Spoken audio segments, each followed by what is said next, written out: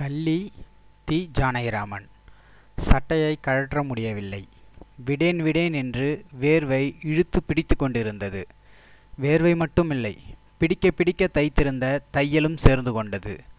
3 கஜம் வாங்கினால் இந்த வேதனைகளை தவிர்க்க முடியாது என்றுதான் 3.25 கஜமாக வாங்கி கொடுத்து தாராளமாக தை என்று சொன்னது. தையற்காரன் அதற்காக தனி மரியாதை செய்துவிடவில்லை. சென்னை பட்டணத்தின் பிசுக்கும் புழுக்கமும் ஆஹா என்று தப்பிக்கச் செய்தன. சென்னைக்கே உரித்தான ஒரு நரக நிலை. துளி காற்றில்லாத, காற்று எப்போதாவது வீசும் என்ற நம்பிக்கைக்கு இடமில்லாத புழுக்கி. கண்ணை ஜிவு ஜிவு என்று பொங்க வைத்த, உடலில் ஜுரசூட்டை ஏற்றிவிடுகிற ஊமை வெயிலும் மூட்டமும், ஒன்றிலும் மனத்தை செலுத்த முடியாத திணறல். வெளியே போனால் வீட்டுக்கு திரும்ப வேண்டும் போல் ஒரு ஏக்கம். வீட்டுக்கு வந்தால் வந்துவிட்டேமே என்று பதைப்பு. தையற்காரன் போன்ற மனித புழுக்களின் அற்பத்தனம் வேறு. ஷவரத்தகட்டால் சட்டையை கிழித்து விடலாமா என்று ஒரு கணம் நெஞ்ச குமரல். மெதுவாக தாஜா பண்ணி தலைவழியாக சட்டையை எடுத்து பனியனையும் உரித்து சீ என்று மாட்டி, தொங்க தொங்க கட்டிய வேட்டியை அவிழ்த்து கணுக்கால் முழங்கால் வரைக்கும் அந்த அடிக்காத காற்று படும்படியாக தூக்கிச் சுருட்டி கட்டி, அதுவும் செய்தாயிற்று. புறக்கடைக்கு ஓடி குளுகுளுவென்ற தண்ணீரை கொட்டிக்கொள்ள வேண்டும். அதற்குள் இப்பத்தான் வராப்பல இருக்கு என்று குரல். கிருஷ்ணன் திரும்பி பார்த்தார். வாசலில் சரியாக வெளிச்சமில்லை. காலமே வந்தாரே அவரப்பா என்று மரியாதையாக, மெதுவாக, உற்சாகமாக சொன்னான் கிருஷ்ணனின் பிள்ளை. நான் தான் சார். அவசரமில்லை, மெதுவா வாங்கோ. அந்த குரலை கேட்டதும் நெஞ்சில் வந்த முனகல் குரோதமும் வெறுப்புமாக மாறி மாறி பாய்ந்தது. யாரு? அடடே, சுப்பண்ணாவா? இதோ வந்து விட்டேன் என்று அவர் வாசல்படி ஏறுவதற்கு முன்னாலேயே ஒரு எட்டில் அங்கு போய் நின்றார் கிருஷ்ணன். படபடப்பை குரலில் காட்டிக்கொள்ளாமல் வரட்டு அலுப்பு குமையச் சொன்னார். 2-3 இடத்திலே ட்ரை பண்ணினேன், கிடைக்கல சார் என்று ஈரமில்லாமல் சொல்லி நிறுத்தினார். கிடைக்கலையா? அலைஞ்சி பார்த்தேன், கிடைக்கல. கிருஷ்ணன் வந்தவரை உள்ளே கூப்பிடவில்லை. கூப்பிட இஷ்டமில்லை. 2-3 கூட கிடைக்காதா? கிடைக்கலையே. உங்க ஆத்துல என்று மனைவியிடம் வாங்கித்தரக்கூடாதா என்று சூசமாக அவர் கேட்டதும் கிருஷ்ணனுக்கு பொங்கி கொண்டு வந்தது. தரித்திரம் வந்துவிட்டால் என்ன கேட்கிறது, பேசுகிறது என்று வரம்பு கூடவா இடிந்துவிடும்? ஆத்திலே ஏது? இந்த தரித்திரத்திற்கு வழைக்கப்பட்ட தரித்திரம் அது என்று பொறுமினார். சார், அப்படி சொல்லாதீங்கோ என்று சற்றென்று குறுக்கிட்டார் சுப்பண்ணா. உம்மை திட்டுவதற்கு பதிலாக என்னையும் மனைவியையும் திட்டிக்கொண்டேன் என்று மனதிற்குள் சொல்லி கொண்டார் கிருஷ்ணன். அப்ப நான் வரட்டுமா? சரி. சுப்பண்ணா நகரவில்லை. அவர் நகரட்டும் என்று உள்ளே போக துடித்தார் கிருஷ்ணன். நாளைக்கு சம்பளம் கட்டினாலொழிய பரீட்சைக்கு உட்காரப்படக்கூடாதுங்கிறாராம் ஹெட்மாஸ்டர். பேர் அடிச்சாச்சு 4-5 நாளைக்கு முன்னாலேயே. பரீட்சைக்காவது உட்கார வச்சிடலாம்னு பார்த்தேன். சொல்லிக்கொண்டே பிரமை பிடித்தார் போல கிருஷ்ணனின் முகத்தையே பார்த்தார் அவர். 2 வருஷங்களாக சுப்பண்ணாவின் கண்ணில் புகுந்துவிட்ட அதே பார்வைதான். கண்கொட்டாத பித்து பிடித்தார் போன்ற பார்வை. 10 வினாடி கழித்து மீண்டும் சொன்னார். ரொம்ப வேண்டியப்பட்டவர்களையெல்லாம் கேட்டாச்சு. கையை விரிச்சிட்டா. முந்தா நாள் 10 ரூபாய் இருந்தது. நேத்திக்கு சிராத்தம். அதுக்கு சரியா போயிட்டது. சிராத்தத்தை நிறுத்த முடியுமோ? இப்ப என்ன செய்யறதுன்னு புரியல. கிருஷ்ணன் அசைந்து கொடுக்கவில்லை. சற்று பேசாமல் இருந்துவிட்டு மீண்டும் சொன்னார். சுப்பண்ணா, நான் உங்களைத்தான் நம்பிட்டு இருந்தேன். நீங்க தான். கிருஷ்ணன் அசைந்து கொடுக்கவில்லை. சற்று பேசாமல் இருந்துவிட்டு மீண்டும் சொன்னார் சுப்பண்ணா. நான் உங்களைத்தான் நம்பிட்டு இருந்தேன். நீங்க தான் என்ன செய்வேல்? அலைஞ்சி பார்த்தேங்கிறேலே. எனக்குன்னு நினைச்சுண்டு கேட்டாலே வராது. இன்னைக்கு காலமே பாருங்கோ. ஆதிநாள் சிநேகிதன் 500-600 சம்பளம். ஹார்பரிலே அவனை போய் பார்த்தேன். இப்படி ரொம்ப கஷ்டமா இருக்குப்பான்னு சொன்னேன். சட்டை பைக்குள்ள கையை விட்டான். அப்புறம் என்ன தோணித்தோ தெரியல, அரிக்கிறாப்பல சொரிஞ்சுண்டான். நம்ம முகத்தை பார்த்தா கொடுக்க போன விரல் கூட அப்படி மாறிவிடுறது. நிமிர்ந்து பார்த்தார் சுப்பண்ணா. முகத்தில் 2 வார வெள்ளை மயிருடன் அடிப்பட்ட கிழட்டு நாய் போல் பார்த்தார் அவர். அப்ப நான் வரட்டுமா? சரி, எங்கிட்ட இருந்தா கொடுத்து விடுவேன் என்று கிருஷ்ணன் சொல்லும்போது அவர் கால் விரல்கள் வீட்டின் உட்பக்கத்தை நோக்கி திரும்பி நின்றன. உங்களுக்கு ரொம்ப சிரமம் கொடுத்து விட்டேன், வரேன் என்று நகர்ந்தார். பரவாயில்லை என்று கிருஷ்ணன் அவர் 1 அடி எடுத்து வைப்பதற்குள் 3 அடி உள்நோக்கி எடுத்து வைத்து விட்டார். உள்ளே வந்தார். துண்டை எடுத்துக்கொண்டு கொல்லையில் போனார். தலை, முகம், முதுகு, காலெல்லாம் தண்ணீரை மடார் மடார் என்ற சத்தத்துடன் மொண்டு மொண்டு விட்டு கழுவி கொண்டார். நேராக மாடிப்படி ஏறினார். வந்து என்ற அவர் மனைவி பின்தொடர்ந்து மாடிப்படியிலேயே நின்றாள். என்ன என்ற கடுகடுத்த முகமும் தடைப்பட்ட வேகமுமாக நின்றார் அவர். சாப்பிட இப்ப பசிக்கல எனக்கு, கொஞ்சம் காஃபியாவது. அதெல்லாம் வேண்டாம். இல்லை, அவர் என்ன சொல்லிட்டு போனார்? இவன் உயிரை வாங்காதே, வேணுங்கிற போது வந்து சாப்பிடுவன்னு சொல்லிட்டு போனார். தொண யார் என்ன சொன்னா என்ன? பீடை என்று பின்பகுதியை ஆத்மகதமாக முணுமுணுத்து கொண்டு மாடி ஏறி சுவரில் சாத்தியிருந்த சாய்வு நாற்காலியை எடுத்து மொட்டை மாடியில் தடாரென்று விரித்து சாய்ந்து கொண்டார். வானம் ஸ்தம்பித்து கிடந்தது. மொட்டை மாடியிலிருந்து தெரிகிற தென்னந்தோப்பு யாரோ சபித்து விட்டார் போல ஆடாமல் அசங்காமல் கல்லாக நின்றது.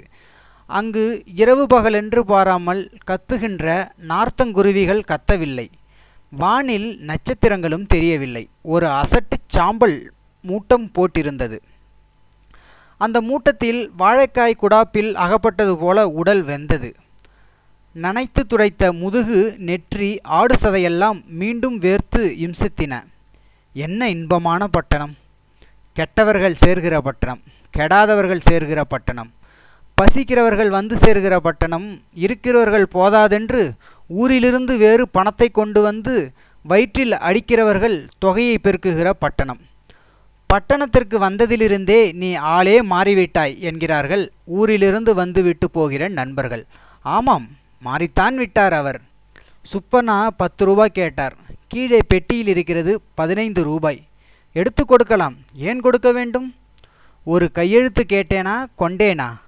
50, 200, 300 என்று கைமாற்றாக வாங்கிக் கொள்கிறார்கள். பணம் கைக்கு வரும்போது என் ஞாபகமாக வருகிறது அவன்களுக்கு. பொண்டாட்டி யாத்தாளுக்கு எந்த புது தினசு புடவை வாங்கலாம், வீட்டில் எந்த கண்டாமுண்டான் சாமான்களை வாங்கி அடைக்கலாம் என்று தானே அலைகிறான்கள். மாப்பிள்ளை அடைக்கிற போது இந்தான்னு தேடிட்டு வந்து கொடுத்தேன். நான் கேட்ட முழு பணம் இல்லாமல் கடன் வேறு வாங்கிட்டு வந்து கொடுத்தேன். எனக்கு எல்லாம் தெரிகிறது. ஆனா நான் என்ன செய்வேன்? 3 வருஷமாச்சு. காலாவதி கூட ஆயிடுத்து. இதோ பாருங்கோ, என்னை நம்புங்கோ. அடுத்த மாதம் போகட்டும். 3ஆம் மாதத்திலிருந்து 10 ரூபாயா கொடுத்து தீர்த்து விடுறேன். நீங்கள் வந்து கேட்குறது என்னால் தாள முடியல என்கிறார். சைக்கிள் பாட்டு வாத்தியார் 3 மாதம் என்ன செய்தார்? அந்த மனுஷன் முதல் தேதி என்று பல்லை கடுத்து கொண்டு முழுக்கு மாதிரி இருந்துவிட்டு 2ஆம் தேதி சம்பளத்தை வாங்கி 3 நாள் லீவு போட்டு போய்விட்டார். 8 மாதம் ஆகிவிட்டது. 10 தேதி வரையில் ஆள் கண்ணில் படாமல் அலைகிறார். 10 தேதிக்கு மேல் யாருக்கு தான் பணம் கேட்க மனசு வரும்? இந்த கடன் வாங்குகிற பயல்கள்தான் எவ்வளவு சைக்காலஜி தெரிந்து வைத்து கொண்டிருக்கிறார்கள். சுப்பண்ணா, ரங்கசாமி, வெங்கடாச்சாரி, தேவாச்சரியம், கிட்டண்ணா, சங்கரையா, உங்களுக்கெல்லாம் கடன் கேட்க என் மாதிரி அன்றாடங்காய்ச்சிகள் தானா அகப்பட்டார்கள்? அதோ தென்னந்தோப்புக்கு அப்பால் நீல விளக்கு எரிகிறதே, வாழைத்தண்டு விளக்கு. அந்த வீட்டுக்காரரை ஆசாரவாசல், குமாஸ்தா எல்லாவற்றையும் தாண்டி கொண்டு போய் பார்த்து கேட்டு பாருங்கள் என்ன கிடைக்கிறது என்று. இந்த கதையை கேளுங்கள். ஹைதராபாத்திலிருந்து என் தமக்கையின் கணவன் வேலையிலிருந்து ஓய்வு பெற்று வந்திருக்கிறார். அவருக்கு இந்த சொர்க்கலோக சென்னைப்பட்டினத்தில் நிரந்தரமாக செட்டில் பண்ண வேண்டுமாம், வீடு கட்டி கொண்டு. என்னை உட்கார விடவில்லை. ஏதடா என்று நீலவிளக்கு வீட்டுக்காரரை போய் பேட்டி கண்டேன். வாயை திறந்து உட்காரு என்று சொல்ல மாட்டானா மனுஷன்? முகத்தில் ஒரு புன்சிரிப்பு கூட இவர்களுக்கு வராதா? அவ்வளவு படிப்பு, அவ்வளவு சொத்து, அவ்வளவு செல்வாக்கு. புழு மாதிரி துடித்தேன். காரியம் அல்லவா முக்கியம். புழு பேச ஆரம்பித்தேன். 40 அடிக்கு 60 அடி மனை, 7 மனுஷ அகலம், 11 மனுஷ நீளம். இதற்கு 10,000 ரூபாய் வேண்டுமாம். 4,000 ரூபாய் தான் சாசனத்தில் எழுதுவாராம். மீதியை கையில் கொடுத்து விட வேண்டுமாம், சர்க்காருக்கு தெரியாமல். எனக்கு கொஞ்சம் திடுக்கென்றது. அந்த மகா சண்டால சினிமா கொட்டை பக்கமே போகாத இந்த சுத்தாத்மாவுக்கு அந்த பரம சண்டால நட்சத்திரங்களின் தந்திரம் எப்படி தெரிந்தது? 1 மணி நேரம் இழிப்பு. அந்த பரம சண்டால நட்சத்திரங்களின் தந்திரம் எப்படி தெரிந்தது? 1 மணி நேரம் இழிப்பு, நயம், கூழை பாட்டு எல்லாம் பாடினேன். பல ராகங்களில் பாடினேன். மனிதன் இறங்கவில்லை. கடைசியில் சோபாவை விட்டு எழுந்தார், சிரித்தார். இதோ பாரும், எனக்கு சந்தியாவந்தனம் பண்ணணும், மடத்துக்கு போகணும். பூஜையை முதல்லேருந்து இன்னைக்கு பார்க்கணும்னு நினச்சிட்டு இருக்கேன். நீர் நாளைக்கு வாரும், அதுவும் காலமே வந்துடணும், இல்லாட்டா நடக்காது. 12,000 ரொக்கத்தோடு யாராவது சாயங்காலம் வந்து நிற்பானாகும். இப்போ 10,000 ரூபாய்னா மாஞ்சி போறீர். இன்னும் 10 வருஷம் கழிச்சு பம்பாய், கல்கத்தா, நியூயார்க் மாதிரி சதுர அடி 15 ரூபா 30 ரூபான்னு மனைக்கணக்குகளுக்கு பதிலாக அடிக்கணக்கிலே அங்கலக்கணக்கிலே விற்க போகிறது. பங்கு மார்க்கெட்டிலே வேலை பார்க்கிறீர். மெட்ராஸ் வளர்கிற வேகத்தையும் பார்த்துட்டிருக்கிறீர். அங்காடிக்காரிகிட்ட பேசுகிற மாதிரி பேரம் பண்ணுறீர். நீர் சமஸ்கிருதம் கிமஸ்கிருதம் வாசிச்சிருக்கிறீர்னு உமக்கு கொடுக்கலாம்னு நினச்சா சொன்னதை சொல்லிட்டு இருந்தீர்னா எனக்கு வேலை கிடக்கு. உம்மோட பேசிட்டு இருக்க டைம் இல்லை என்று எழுந்து உள்ளே போய்விட்டார். சுப்பண்ணா, அவரை உமக்குத்தான் தெரியுமே, அங்கே போய் கேட்கக்கூடாதோ? பட்டணத்திற்கு வந்த பிறகு நான் மாறிவிட்டேனாம். ஆமாம், மாறித்தான் விட்டேன். நான் என்ன தேவனா? மாறிவிட்டேன் என்று நீங்கள் சொல்லுவானேன், எனக்கே தெரிகிறது. கிருஷ்ணனுக்கு மனசு புகைந்தது, குரோதம் குமைந்தது. சுப்பண்ணா மீதில்லை, தான் மாறிவிட்டதாக சொன்னவர்கள் மீதில்லை, மாறிவிட்ட தன் மீதே வந்தது. தன்னையே சுக்கு நூறாக கிழித்து பட்டணத்து அசுரனான பணமுடைக்கு முன்னால் பலியாக வைக்க வேண்டும் போல் இருந்தது. மனவெளி தாழாமல் முனகினார். சுப்பண்ணா கடனுக்கு ஏந்திய கையை நினைத்தால் நெஞ்சி எரியாமல் என்ன செய்யும்? அதே கைதான், பிடில் வாசிக்கிற கை அது. 40 வருஷங்களாக லட்சோபல லட்சம் பேர்களை அதன் ஸ்வரத்தில் மூடி 40 வருஷங்களாக லட்சோபல லட்சம் பேர்களை அதன் ஸ்வரத்தில் மோடிக்கிருக்கிய கை. மகா தாள அசுரர்களை எல்லாம் பல்லை பிடித்து பார்த்த கை. இங்கே இருக்கிற கீர்த்தி போதாதென்று நினைத்தோ என்னவோ பல பாஷைகள் பேசுகிற சங்கீத கோஷ்டியோடு அவரை வெள்ளைக்கார நாடுகளுக்கு அனுப்பினார்கள். அவர் போனார். 6 மாதம் சுற்றினார். மேதையை இறைத்து எல்லோரையும் பிரமிக்க அடித்தார். வெள்ளைக்கார நாடுகளை ரசித்தார், அனுபவித்தார், திரும்பி வந்தார். மலை, காடு, மேடு, பள்ளம், சோறு, சக்தி, ஆய்ச்சல் இப்படியெல்லாம் ஓடிவிட்டு வந்த மோட்டார் மாதிரி திரும்பி வந்தார். இங்கே வந்து செய்த முதல் கச்சேரியிலேயே நிமிஷத்துக்கு 2 அவசரங்களாக உதிர்த்தார். வாசித்து கொண்டே வருகிறவர் திடீரென்று வேறு தாளத்தில் வாசிப்பார். பெரியவா சீமையை ரொம்ப ரசிச்சிட்டா போல இருக்கு என்று வேறு சொல்லி அவரை குழியை வெட்டி இறக்கினார்கள் ரசிக பிரபுக்கள். பிடிலின் வில்லை விட்டு பர்மிட் விஸ்கி பாட்டில்களையும் அதன் நிழல்களுக்குள்ளே ஒண்டி வந்த அதிகப்படி சீசாக்களையும் பற்றி கொண்டது அவர் கை. காசும் போச்சு. உலக பிரயாணத்துக்காக மண்ணடி சாய்பு தைத்து கொடுத்த கை சட்டைகள் தான் இப்போது மிச்சம். அடிப்பட்ட நாய் போல ஒரு பார்வை 2வது மிச்சம். பிரபுக்களுக்கும் சபைகளுக்கும் பதிலாக நண்பர்கள் காப்பாற்றி வருகிறார்கள். பழைய மோட்டாருக்கு டாக்டர் உண்டு. அதையும் மீறினால் உடைத்து தகடும் ஆணியுமாக ஏலம் போடலாம். சுப்பண்ணாவை எப்படி ஏலம் போடுவது? யார் எடுப்பார்கள்? சுப்பண்ணாவையும் மூட்டம் பிடித்து கொண்டு விட்டது. இந்த மூச்சை முட்டுகிற பட்டணத்தின் தனியருளான புழுக்கம் அவரை ஏன் விட வேண்டும்? கிருஷ்ணன் முனகிக்கொண்டே கண்ணை சற்று திறந்தார். இது என்ன திடீரென்று? குளிர்ந்த காற்று வீசிற்று. பளிர் பளிரென்று மொட்டை மாடியிலும் தென்னந்தோப்பிலும் ஒளி சிமிட்டிற்று. திரும்பி தெற்கே பார்த்தார். பளீரென்று ஒரு மின்னல் சொடுக்கிற்று. அதன் ஒளியில் ஒரு பெரிய மேகக் கும்பல் மாலையில் ஏறுவது போல் தெற்கிலிருந்து உச்சி வானத்தை நோக்கி ஏறிக்கொண்டிருந்தது. மீண்டும் மின்னிற்று. யாரும் தடுக்க முடியாதது போல் கலக கூட்டம் போல் நகர்ந்தது முகில்திரள். வெள்ளி சாட்டையை முன்னும் பின்னுமாக வலத்திலும் இடத்திலுமாக சற்றைக்கொரு முறை சொடுக்கிற்று. மடாரென்று உலோக பாலம் வெடிக்கிறார் போல் ஒரு பேரொளி. கிருஷ்ணன் கையை தலைக்கு மேல் தூக்கி தடுத்து கொண்டார். எலும்பு தசைகளிலெல்லாம் அச்சத்தை புகுத்தி உலுக்கிய ஒளியின் அடி தாங்காமல் நாற்காலியை அவசர அவசரமாக மடக்கி அறைக்குள் கொண்டு போட்டார்.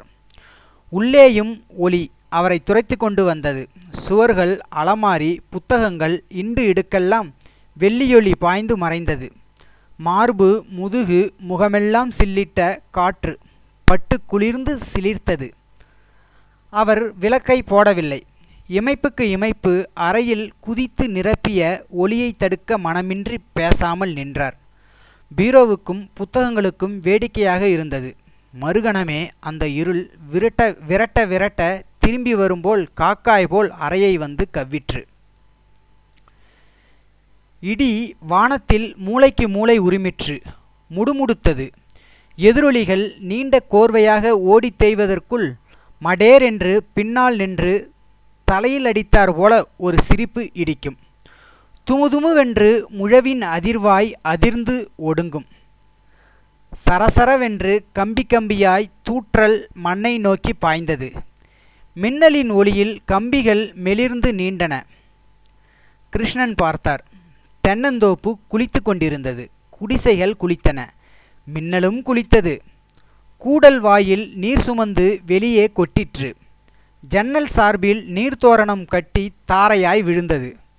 பட்டணம் முழுவதும் குளித்தது. சாதாரண மழை இல்லை. ஒரே கணமும் இரைச்சலுமாக விழுந்த மழை. அலமாரி புத்தகங்கள் மீதெல்லாம் சாரல் விசிறி அடித்தது. கொடியிலிருந்து 8 முழத்தை போட்டு அலமாரியை போர்த்திவிட்டு மீண்டும் சாரலை உடம்பில் வாங்கி கொண்டு நின்றார் கிருஷ்ணன். கீழே தெருவில் ஆறாக ஓடிற்று. எதிர்வீட்டு ஓட்டு திண்ணையில் ஏறி சின்னஞ்சிறுசாக 4-5 குட்டிகளுடன் 2 வெள்ளாடுகள் ஓடி நின்றன. தோப்புகளின் மீது ஊடே தெரிந்த கோயில் கோபுரம் மழையில் நனைந்தது. தோப்பிலுள்ள குடிசைகள் நனைந்தன.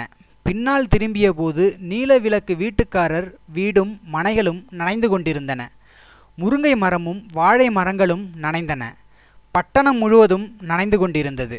அதோ அந்த தோப்புக்கு போகிற திறப்பில் ஒரு முனையில் கட்டியிருந்த எருமை 2ம் பசு 1ம் இந்த கொட்டுகிற மழையில் நனைந்து கொண்டு நின்றன.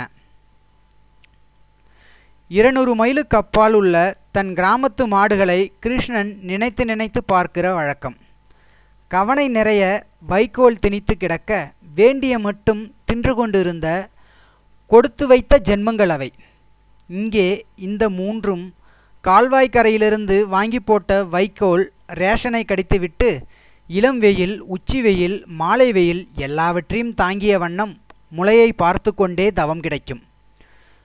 பசுவிற்கு கூட கிராமணி மறைப்பு கட்டவில்லை. வீட்டை ஒரு அங்கலம் மிச்சமில்லாமல் தடுத்து தடுத்து குடைக்கூலிக்கு விட்டுவிட்டார். இப்போது அவை நிற்கிறது புறம்போக்கு. கிருஷ்ணன் மழையை பார்த்து கொண்டே நின்றார். பட்டணத்தை மறந்து பார்த்து கொண்டு நின்றார். ஒளியும் நீருமாக நிறைந்த வெளியை பார்த்தார். இப்போது சாரலில் அவர் உடல் வேர்த்தது. தலையையும் உடலையும் தடவிய சாரல் தோலையும் எலும்பையும் ஊடுருவி உள்ளே வீசிற்று. குளிர்ந்த காற்றை அங்கு தெளித்தது. இன்னும் இரவு முழுவதும் இப்படியே பெய்ய வேண்டும், இப்படியே மின்ன வேண்டும். அச்சச்சோ, மறைந்து போய்விட்டேனே என்று எங்கோ தொலைவில் ஒரு குரல் கேட்டது. நீ இங்கேயாப்பா நிற்கிற என்று அருகே வந்து கேட்டது. கிருஷ்ணன் திரும்பினார். மாடிப்படி ஏறி வந்த குழந்தை மொட்டை மாடியை பார்க்க ஓடிற்று. எங்கம்மா ஓடுற?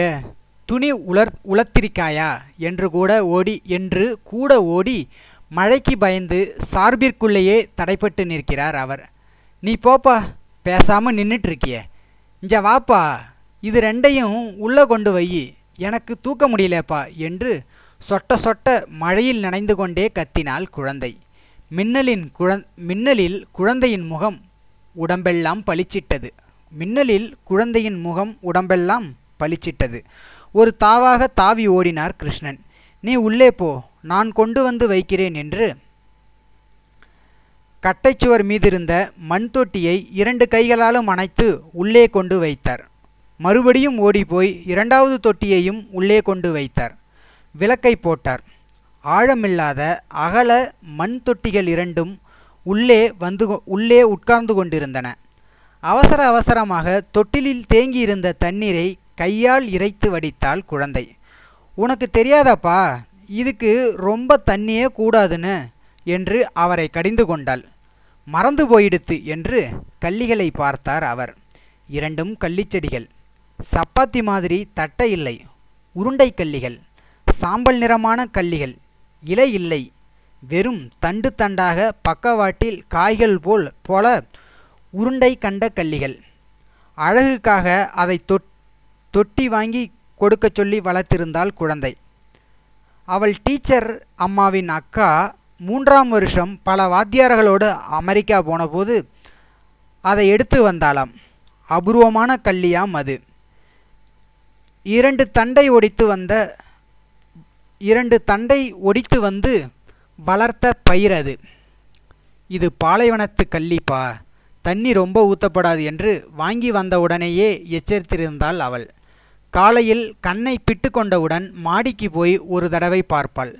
பள்ளிக்கூடம் போகும் முன் ஒரு தடவை, திரும்பி வந்ததும் வராததுமாக ஒரு தடவை, நிலா காயும்போது இரவில் பல தடவை. மலரோ காயோ இதுவரை ஒன்றும் கொடுக்கவில்லை. கொடுக்காது, இருந்தால்தானே கொடுக்க. அபூர்வமான கள்ளி என்று அவருக்கு கூட தோன்றத் தொடங்கிவிட்டது. எது அழகில்லை? மழை, வெயில், மின்னல், எருமை, மரவட்டை எல்லாம் அழகுதான். பரம்பரையாக கால் வயிற்றுக்கில்லாமல் எலும்பும் தோளும் துந்தமுமாக வளர்ந்த பிச்சைக்காரனும் அழகுதான். கள்ளி அழகாதான் இருந்தது. இனிமே மழை வந்தா உள்ளே எடுத்து வச்சிடுப்பா ஞாபகமாக என்று உதடுகளை கூட்டி குறைகோபமாக கடிந்து கொண்டாள் பெண். சரிடா கண்ணு, இன்னைக்கு என்னமோ மறந்து போச்சு என்று தொட்டிகளை சோரோராக நகர்த்திவிட்டு கீழே இறங்கினார் கிருஷ்ணன். பெட்டியிலிருந்த 3 5 ரூபாய் நோட்டுகளில் 2ஐ எடுத்துக்கொண்டு குடையுடன் கிளம்பினார். அவர் மனைவி எங்கே இந்த மழையிலே என்று சொன்னது கேட்டது. பதில் சொன்னோமோ சொல்லவில்லையா என்று தெரியாமலேயே குடையை பிரித்து தெருவில் இறங்கினார். 2 தெருக்களுக்கு அப்பால் இருந்த சுப்பண்ணா வீட்டை நோக்கி நடந்தார். மழை ஓய்ந்து கொண்டிருந்தது. தெருவில் மட்டும் வெள்ளம் நிற்கவில்லை. கணுக்கால் வெள்ளம் பாத வெள்ளமாக குறைந்து கொண்டிருந்தது. 4 தடவை கதவை இடித்ததும் யாரு யாரு என்று 4 தடவை கேட்டுவிட்டு சுப்பண்ணாவின் மனைவி கதவை திறந்தாள். நான்தான் சுப்பண்ணா. யாரு? கிருஷ்ணன். அடடே, எங்கே இப்படி என்று சாய்வு நாற்காலியை விட்டு எழுந்து வந்தார். கால் சட்டையும் கோட்டுமாக வந்தார். வரணும், குளிரு தாங்கல, அதுக்காக இதை போட்டுண்டேன் என்று மண்ணடி சாய்வு தைத்து கொடுத்த உடையோடு நின்றார் சுப்பண்ணா. உட்காரணும். உட்கார நேரமில்லை, நீங்க சொல்லிவிட்டு போனேன் இல்லையா? உடனே சரி, இன்னொரு முயற்சியும் பண்ணி பார்த்துடுவோமேனு நினச்சுண்டேதான் கிளம்பினேன். 4 வீடு போட்டு எங்கள் ஆஃபீஸிலே ஒருத்தர் இருக்கார். கேட்டவுடனே எடுத்து கொடுத்துட்டார். முதல் தேதி ராத்திரி கொண்டு வந்து கொடுத்துட்றேன்னு சொல்லி வாங்கிட்டு வந்தேன் என்று 10 ரூபாயை அவரிடம் கொடுத்தார் கிருஷ்ணன். ஆஹா ஆஹா என்று சுப்பண்ணா வாய் நிறைய கூறி உடைந்து விட்டார். நான் என்ன சொல்கிறதுன்னு தெரியலையே. நானும் முதல் தேதிக்குள் கொடுத்துடுறேன். ஆனால் திருப்பி கொடுக்கறதா பெருசு. இப்படி கொற்ற மழையில் 3ஆம் மனுஷாகிட்ட போய் சத்குரோ என்று பெருமூச்சு விட்டார் சுப்பண்ணா. அந்த பெருமூச்சில் லேசாக அந்த வாசனை வீசிற்று. தன் வாயிலிருந்து வரும் பட்டணத்து வாடைக்கு ஏற்ற வாசனைதான் என்று கிருஷ்ணன் தனக்குள் சொல்லிக்கொண்டார். கள்ளி தி. ஜானகிராமன்.